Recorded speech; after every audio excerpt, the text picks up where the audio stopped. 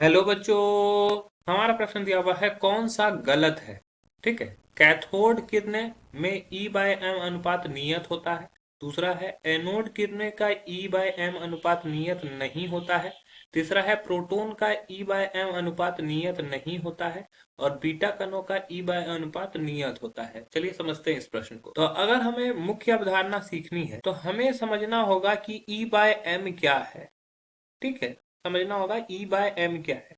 E/M को विशिष्ट आवेश बोलते हैं। विशिष्ट आवेश। ठीक है। जिसका फॉर्मूला होता है आवेश बटा द्रव्यमान। आवेश बटा द्रव्यमान। ठीक है। यही होता है। तो अगर आवेश बटा द्रव्यमान हर जगह सेम आएगा तो उसका अनुपात नियत होगा। अगर ये डिफरेंट डिफरेंट अलग अलग जगह पर डिफरेंट डिफरेंट आएगा तो ये अलग अलग होगा। सिंपल सा चीज है। अब कैथोड किरणों के बारे में अगर बात करें E/M अनुपात की, तो कैथोड किरणें में सपोज कर लो कि हमारे पास एग्जाम्पल के तौर पर देख सकते हैं कैथोड किरणों में H है। तो H अगर कैथोड किरणों के रूप में विसर्जित होगा तो ये H प्लस और ये इस तरह से निकलेगा। तो यहाँ पे चार्ज है। उसी तरह अगर ऑक्सीजन का देखें तो ये O प्लस और यहाँ पे इलेक्ट्रॉन इमिट होगा। यहाँ पर अगर नाइट्रोजन का देखें तो ये N प्लस और ये E माइनस में होगा। तो यहाँ पर हर जगह पर देखोगे कि क्या हो रहा है कि आवेश एक जैसा निकल रहा है। ठीक है। आवेश एक जैसा निकल रहा है। तो यहाँ पर इलेक्ट्रॉन का जो आवेश होता है वो फिक्स्ड है। इलेक्ट्रॉन का जो आवेश होता है वो फिक्स्ड है। 1.67 into 10 to the power -19 coulomb. ठीक है। और यहाँ पर इलेक्ट्रॉन का मास जो है वो भी हमारा फिक्स है। ठीक है। इलेक्ट्रॉन का मास भी हमारा फिक्स है। तो हर जगह E/M का अनुपात जो होगा वो नियत होगा। ठीक है। हर जगह E/M का अनुपात एक ही जैसा है। इलेक्ट्रॉन निकल रहा है, हर जगह इलेक्ट्रॉन का वेट भी सेम होगा। तो ये E/M अनुपात नियत होगा। तो ये स्टेटमेंट सही है। तो हमारा सही उत्तर नहीं हो सकता है क्योंकि हमें गलत स्टेटमेंट चुनना है। दूसरा है एनोड किरणें E/M अनुपात नियत नहीं होता है। चूंकि एनोड में नियत होता है तो चूंकि कैथोड किरणों में ये क्या होता है, नियत होता है। तो कैथोड किरण का जस्ट अपोजिट होता है एनोड किरण।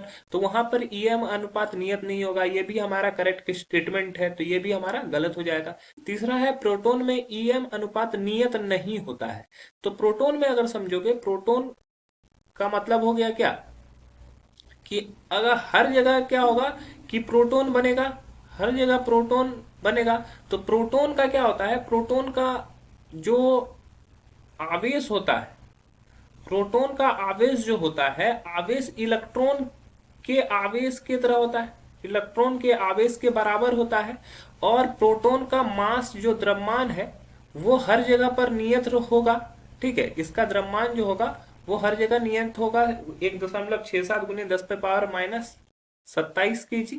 ठीक है। तो हर जगह पर इसका जो E/M का अनुपात होगा वो क्या होगा, नियत होना चाहिए। ठीक है। हर जगह E/M का अनुपात क्या होगा, नियत होगा। लेकिन यहाँ पे प्रश्न में दिया हुआ है नियत नहीं होता है। तो ये गलत स्टेटमेंट है। इसी वजह से ये हमारा सही उत्तर हो जाएगा। और लास्ट है बीटा कणों का E/M अनुपात नियत होता है।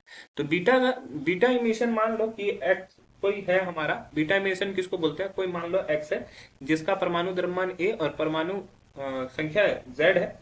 तो जब बीटा इमिशन होगा तो ये क्या होगा, ये वाई बन गया जिसमें इसके द्रव्यमान पर कोई खास असर नहीं पड़ता है। लेकिन यहाँ पर Z-1 हो जाता है और साथ में यहाँ पर इलेक्ट्रॉन। ठीक है। तो इस तरह से ये निकलता है।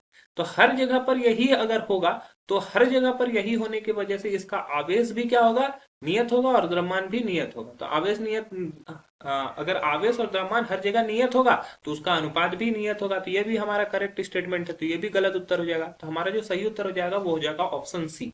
आशा है कि यह प्रश्न आपको समझ में आया होगा। धन्यवाद।